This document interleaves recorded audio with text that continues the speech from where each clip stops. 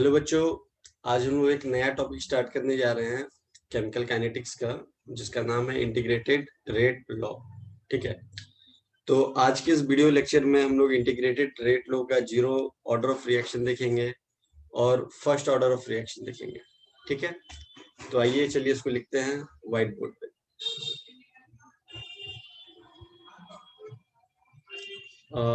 आप दोनों को व्हाइट बोर्ड दिख रहा है, दिखाई दे रहा है? जी सर, दिख रहा है। ओके, तो चलिए स्टार्ट करते हैं। जीरो ऑर्डर रिएक्शन, पहले जीरो ऑर्डर रिएक्शन। ठीक है, तो ये जीरो ऑर्डर रिएक्शन अगर हम लोग बोले कैसे लिखा जाता है, तो आप लोगों को मैंने बताया था कि जीरो ऑर्डर ऑफ रिएक्शन को कैसे लिखते हैं। ठीक है, जैसे फॉर एन एग्जांपल, अगर कोई रिएक्टेंट है, ठीक है, रिएक्टेंट ए मान लिया मैंने, अगर वो प्रोडक्ट में चेंज हो रहा है, किसमें चेंज हो रहा है? प्रोडक्ट में। ठीक है, तो आपसे अगर मैं पूछूं कि इस रिएक्टेंट का, ठीक है, रेट क्या होगा, इंक्रीज करेगा, डिक्रीज करेगा या कांस्टेंट रहेगा? दूसरी भाषा में अगर मैं आपसे पूछूं कि कंसंट्रेशन ऑफ रिएक्टेंट क्या करेगा, इंक्रीज करेगा, डिक्रीज करेगा, क्या करेगा? देखो, यही खूबसूरती है जीरो ऑर्डर ऑफ रिएक्शन। तो खूबसूरती क्या है इस जीरो ऑर्डर ऑफ रिएक्शन का, कि ये जो रिएक्टेंट है, ये क्या है हमारा? रिएक्टेंट। तो रिएक्टेंट का जो कंसंट्रेशन है टाइम के साथ डिक्रीज करेगा, बट आपका स्पीड ऑफ रिएक्शन में कोई चेंज नहीं होगा। स्पीड ऑफ रिएक्शन, फिर आपका जो रेट है, ठीक है, वो कांस्टेंट रहेगा। क्या रहेगा? कांस्टेंट। समझ में आया क्या बोला मैंने? यही zero zero order of reaction का खूबसूरती है कि रिएक्टेंट टाइम के साथ, ये रिएक्टेंट जो है कंसंट्रेशन उसका डिक्रीज होता रहेगा, ठीक है, बट उसका स्पीड ऑफ रिएक्शन जो है या उसका जो रेट है वो कांस्टेंट रहेगा। क्लियर है? yes. तो आप लोग क्या बोल सकते हो कि concentration of A decreases with time but rate is constant. Clear है? yes. चलिए, तो अगर आप बोलोगे सिर्फ अगर इसका ग्राफ बता के दिखाए तो और ज्यादा बेहतरीन तरीके से समझ में आएगा। तो मैंने ग्राफ अगर प्लॉट कर रहा हूं मैं ग्राफ, ठीक है, तो यहाँ पे हमने दे दिया रेट और इधर भी वाई एक्सिस पे दे दिया रेट। तो एक बार जो ग्राफ में बता रहा हूँ कॉन्सेंट्रेशन ऑफ मतलब रिएक्टेंट, जो कॉन्सेंट्रेशन ऑफ रिएक्टेंट उसको लेकर के बता रहा हूँ, एक बार टाइम को लेकर के बता रहा हूँ। ठीक है, तो मैंने अभी क्या बोला कि अगर रिएक्टेंट जो हमारा ये है जैसे रेट के हिसाब से, तो हमारा ये क्या होगा? कांस्टेंट होगा। yes. या आप टाइम के हिसाब से भी ले लो तो ये क्या होगा? कांस्टेंट।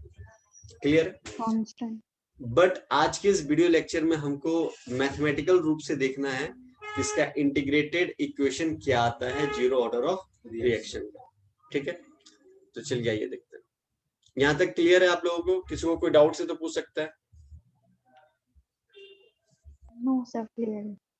ठीक, चलिए इंटीग्रेटेड रेट लॉ लिखने जा रहा हूँ। इंटीग्रेटेड रेट लॉ, ठीक है। तो अगर मैंने बोला ए हमारा रिएक्टेंट है जो प्रोडक्ट में चेंज हो रहा है, तो उसको अगर मैं आपको बोलूं कि रेट के अकॉर्डिंग लिखो तो क्या बोलोगे? रेट इक्वल्स टू क्या लिखोगे? के ए की पावर में 0, क्योंकि जीरो ऑर्डर ऑफ रिएक्शन की बात कर रहे हैं। बट इसको मैं एक और तरीके से आप लोगों को बताया था लिखने के लिए कि दोनों का स्टोइचोमेट्रिक कोएफिशिएंट से डिवाइड हो जाता है 1/1, फिर dA अपॉन dt। क्लियर है? yes. चलिए, तो अगर मैं बोलूं कि ये दोनों इक्वेशन का लेफ्ट हैंड साइड सेम है तो राइट हैंड साइड भी सेम होगा, तो हम लोग क्या लिख सकते हैं कि ए नॉट इक्वल्स टू जीरो या ए नॉट 0, ठीक है। और इधर क्या लिख सकते हैं हम लोग? dA/dt। कोई दिक्कत? yes. नहीं। अब आपको पता है कि कुछ भी है अगर उसका पावर 0 है तो किसके बराबर हो जाता है? 1 के बराबर हो जाता है। तो हम बगल में लिख देते हैं ये 1 के बराबर हो गया। तो यहाँ से क्या मिला हमको, k equals to minus dA by dt। कोई दिक्कत नहीं आती? नहीं। अब मैं dt को उधर भेज देता हूँ, तो मैं इधर ही करके दिखाता हूँ आप लोगों को।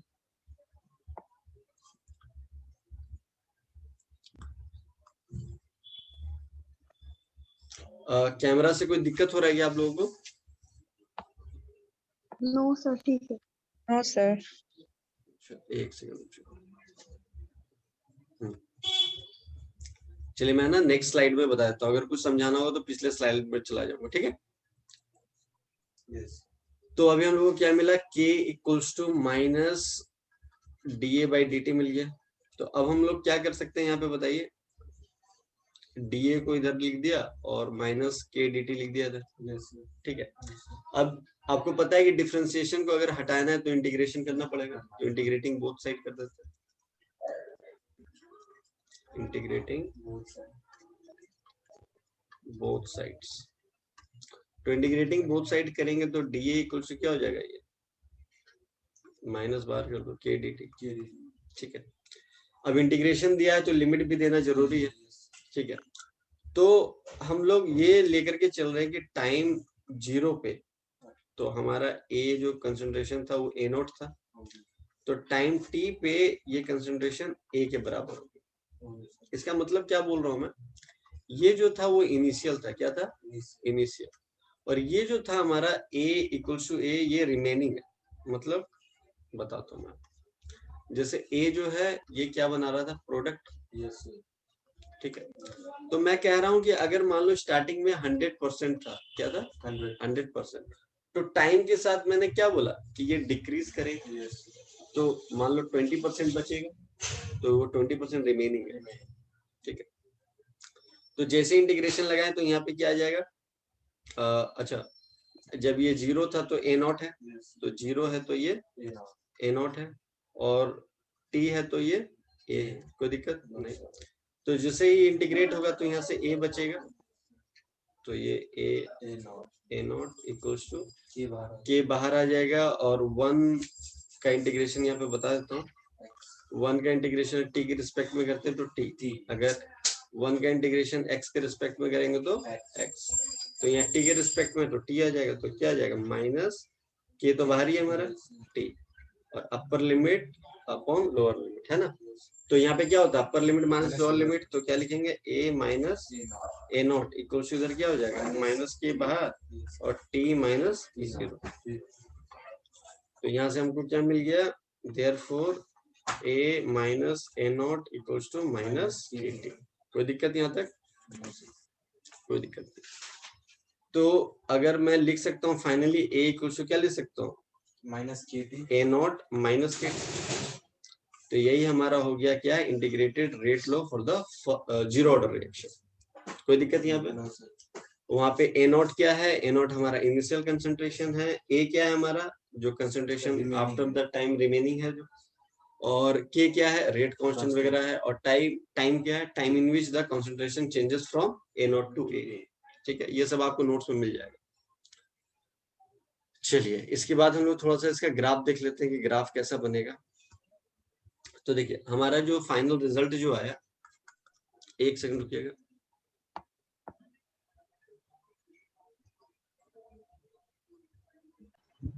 वो बच्चों थोड़ा सा टेक्निकल इश्यू हो गया था।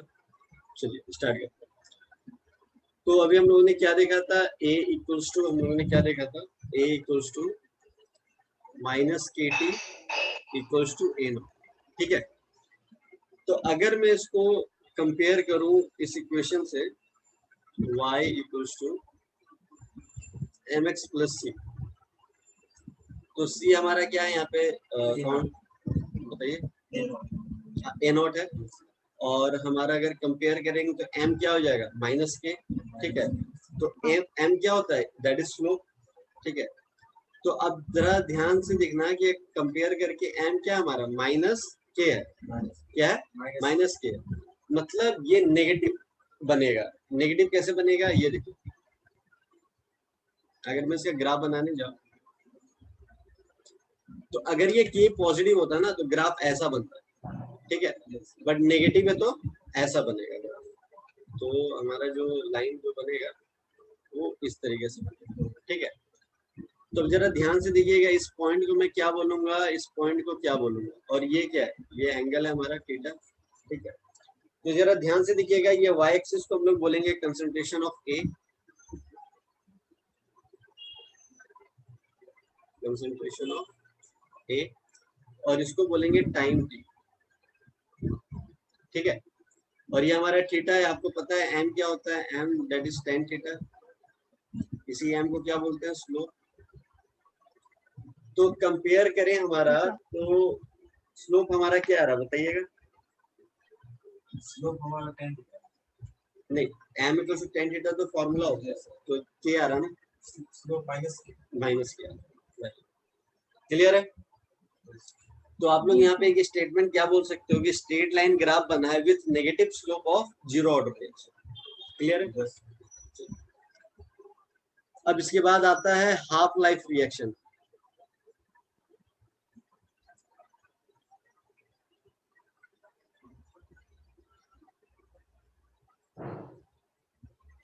हाफ लाइफ ऑफ रिएक्शन, ठीक। तो हाफ लाइफ ऑफ रिएक्शन क्या होता है, इसका मतलब ये होता है कि time in which the reaction completes 50%।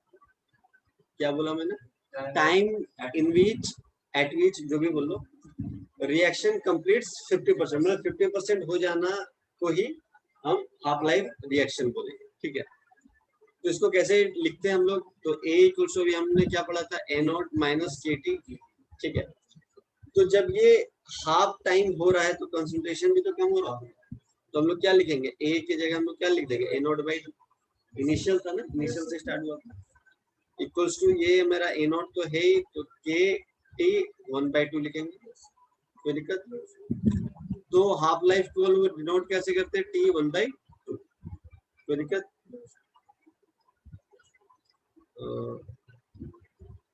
एक सेकेंड, सही है, ए को हमने ए नॉट बाई टू। अब हमें क्या निकालना है, टी 1/2 निकालना है, तो कैसे करेंगे, इसको इधर ले आओ, के टी 1/2 इधर ले आया, ए नॉट इधर हो जाएगा हमारा A not minus A not by two, तो K T 1/2 equals to LCM ले ले 2, ए नॉट माइनस, ठीक है। तो इधर आ जाएगा के टी 1/2 इक्वल्स टू क्या हो जाएगा, ए नॉट बाई टू, और टी 1/2 निकालेंगे तो क्या हो जाएगा, ए नॉट बाई 2, इसी को बोलते हैं क्या, हाफ लाइफ ऑफ रिएक्शन। कोई दिक्कत यहाँ तक, ए नॉट क्या हो जाएगा यहाँ पे, इनिशियल कंसंट्रेशन, के क्या है, रेट फोर्स, ठीक है। चलिए आगे चलते हैं हम लोग, फर्स्ट ऑर्डर देखते हैं।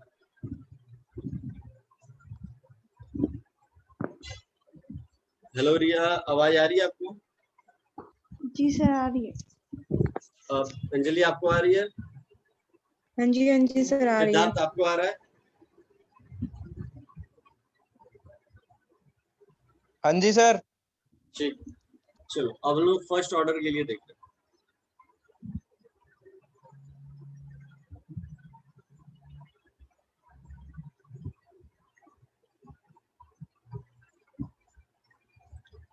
सेम प्रोसेस से चलेंगे, क्या बोलेंगे, ए कांस्टेंट हमारा वो है, रिएक्टेंट है, ठीक है, जो प्रोडक्ट में चेंज हो रहा है। तो रेट के मुताबिक कैसे लिखेंगे इस बार बताइएगा, के ए रेस्ट पावर 1, ठीक है। और इसको मैं स्टोइचोमेट्रिक कोएफिशिएंट के हिसाब से लिखूं तो क्या होगा, -1/1 फिर D A by D T, ठीक है। तो इक्वेशन 1 इक्वेशन 2 दोनों को कंपेयर करेंगे तो क्या लिख सकते हैं, कि A equals to minus D A by D T. कोई दिक्कत यहाँ तक किसी को बताइए? नो सर, क्लियर है।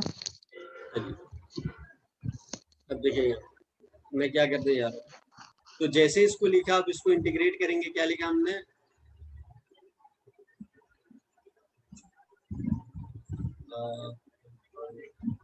D A by D T equals to D, ठीक है। तो इसको हम लोग क्या करने जा रहे हैं, हम लोग इंटीग्रेट करने के लिए जा रहे हैं, तो डी टी को उधर भेज देंगे तो आराम से हो जाएगा। तो इधर क्या हो जाएगा, minus D A by A equals to K D T, ठीक है, माइनस को भी उधर ही भेज दो तो ज्यादा बेटर रहेगा। अब इंटीग्रेट कर देंगे, D A by A equals to minus K D T. ठीक है, तो 1 बाई एक्स का इंटीग्रेशन क्या होता है आप लोग बताओ, 1 बाई एक्स का क्या होता है, लॉग एक्स।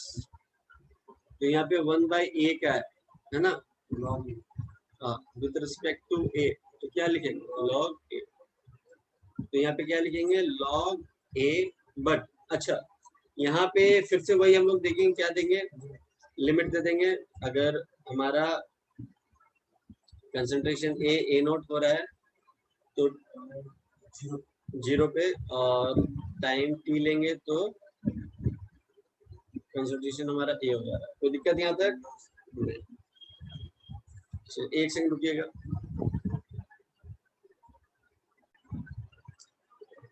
कुछ टेक्निकल प्रॉब्लम आ गए थे बच्चों, कोई बात नहीं, चलिए स्टार्ट करते हैं।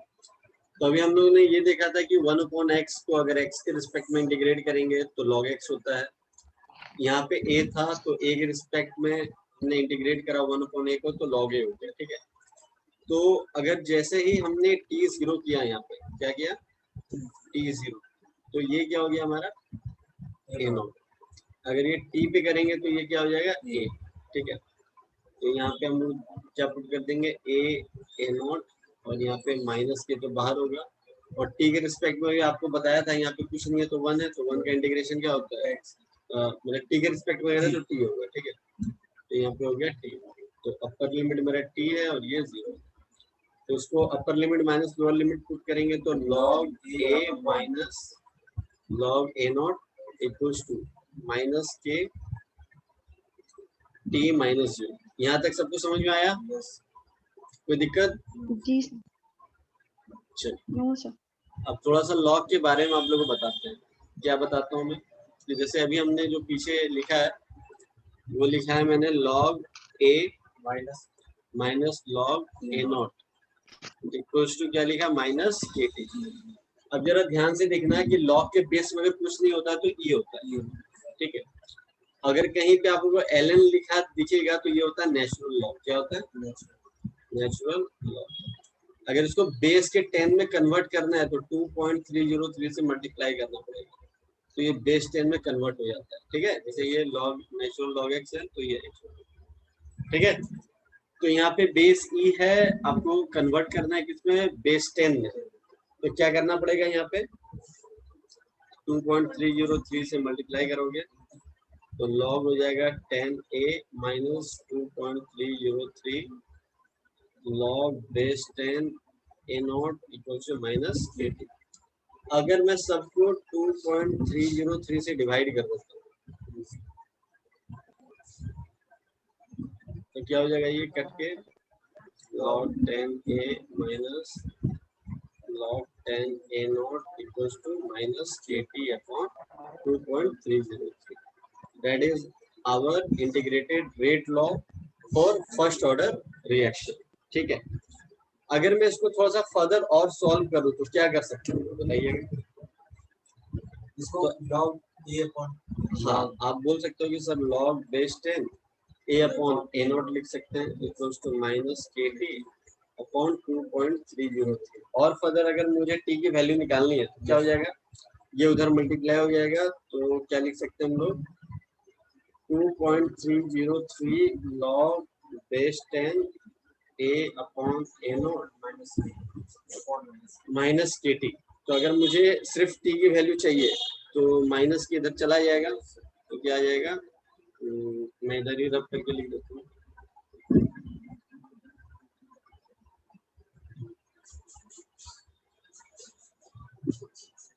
ये हो जाएगा माइनस, ऐसा समझिए। यस ओके, अगर मैं यहाँ पे एक चीज और कर दूँ कि ये माइनस का अगर मैं ये कर दूँ कि नहीं लेना है हमें, तो ये अपॉन में हो जाएगा, इंटरचेंज हो जाएगा, a0 बाई ए हो जाएगा। ठीक है, ठीक है, तो जैसे मान लो 2.303 अपॉन के लिख रहा हूँ, नेगेटिव साइन हटा दे रहा हूँ, तो ये हो जाएगा a0 अपॉन ए। ठीक है, इक्वल्स टू ये वाला आप लोग यूज कीजिएगा जब न्यूमेरिकल सॉल्व करना होगा, तो ये फॉर्मूला यूज कीजिएगा। ठीक है, अगर मैं ग्राफ बोलूं जिसका ग्राफ कैसा बनेगा, तो ग्राफ सेम बनेगा, जीरो ऑर्डर ऑफ रिएक्शन की तरह ही बनेगा, बट चेंज क्या रहेगा, जीरो ऑर्डर रिएक्शन में हम लोग यहाँ पे क्या ले रहे थे, जीरो ऑर्डर ऑफ रिएक्शन में यहाँ पे रेट, हाँ कंसंट्रेशन ऑफ ए ले रहे थे, तो यहाँ पे हम लोग लेंगे लॉग बेस 10 ए, ठीक है। और यहाँ पे भी स्लोप हमको माइनस के मिल रहा था, तो ऐसा ही ग्राफ मिलेगा और टाइम टी के लिए होगा, ठीक है। इसको जब हम लोग कंपेयर करेंगे इसको, log base 10 A equals to log 10 A not minus K T upon 2.303, अगर इसको मैं कंपेयर करता हूँ किससे, y equals to M X plus C से, ठीक है। तो हमें क्या मिलेगा, फिर से हमें m क्या मिल रहा है, m मिल रहा है हमें माइनस के अपॉन 2.303, दैट इज स्लोप है, ठीक है। तो हमें m तो मिल गया। अगर मैं बोलूँ ये पॉइंट ऑफ इंटरसेप्ट क्या होगा, तो पॉइंट ऑफ इंटरसेप्ट क्या होगा बताइएगा, नहीं ये सी वाला होता है ना, log intercept point minus K T, sorry हाँ यही तो होता है, ये होता है ना पॉइंट ऑफ इंटरसेप्ट कहाँ पे, तो ये क्या हो जाएगा हमारा लॉग बेस 10। सबको आया समझ में? अगर मैंने कंपेयर करा तो m मिले, स्लोप मिल गया ये वाला, है ना, और c हमें मिल गया log 10 a नॉट, तो ये जो पॉइंट है ये क्या हो जाता है log 10 a नॉट, ठीक है।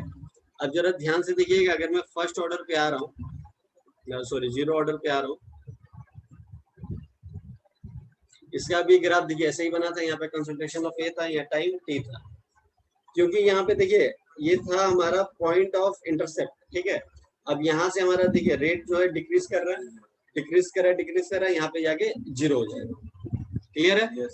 तो आई होप आप लोग को समझ में आया होगा ये वीडियो, और कोई डाउट है, कोई दिक्कत है तो आप लोग कमेंट करके बता देना। Till then bye bye, take care.